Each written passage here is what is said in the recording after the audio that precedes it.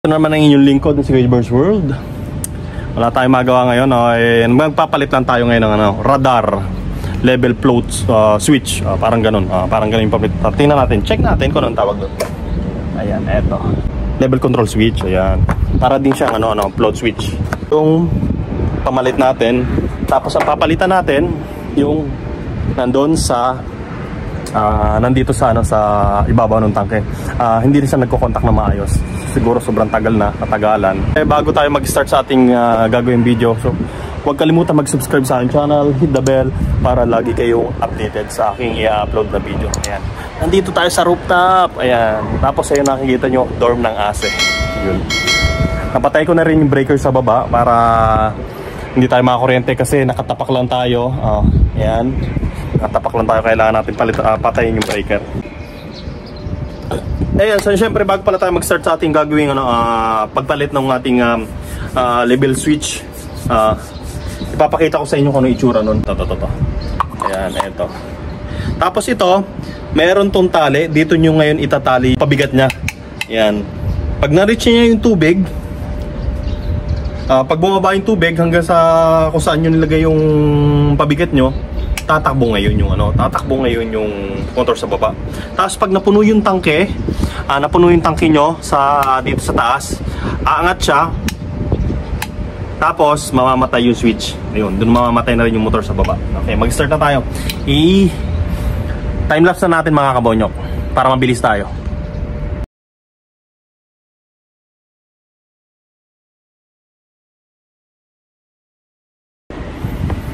Ayun mga kabonyok, natapos na tayo sa pagkakabit ng ating level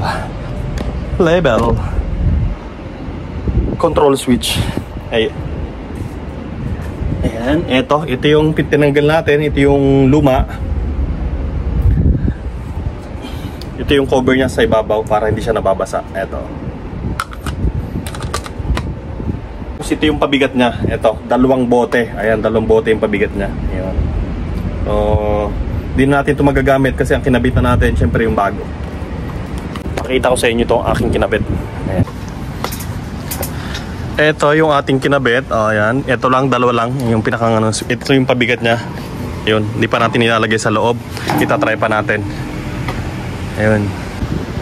Ayun, andito tayo sa rooftop. Yung rooftop pala dito, bale yung sa heater, meron tayong parang dito sa solar nito. Ayan. Para medyo makatipid-tipid sa kuryente. Ganon din yung kabila. Hindi amin yan. Ito lang side na to. Ito lang yung kabila. Ayan, meron din solar. Pati yung kabila doon, yung pangatlo. Ayan, naka-solar din. Para matipid-tipid sa kuryente sa heater. Dahil tag-init na, taglamig na. So, hindi nagagana yung masyadong init. Ang ginagawa naman, ito turn on lang naman yung, yung breaker ng heater.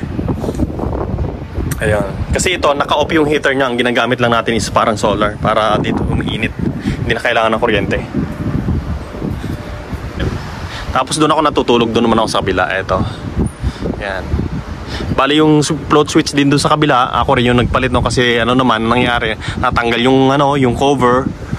Nabasa siya ng ulan. Ayun, kaya nasira din. Ayun.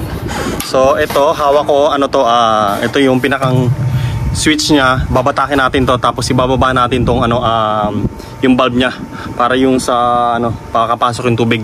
So ibaba natin tong ibaba natin to tapos babatakin ko tong switch. Ayun. Okay na. Bitaw. Hatakin ko ulit. Okay na. So okay, ibaba na natin yung ating palutang or pabigat naman. Ayan, pabigat pala to. Ayan. So ito, ibaba na natin. Ayun, nakababa na. Ayun. Diba? Try uli natin, batakin ko, hanapin natin. Tapos baba uli natin to para makalabas yung tubig.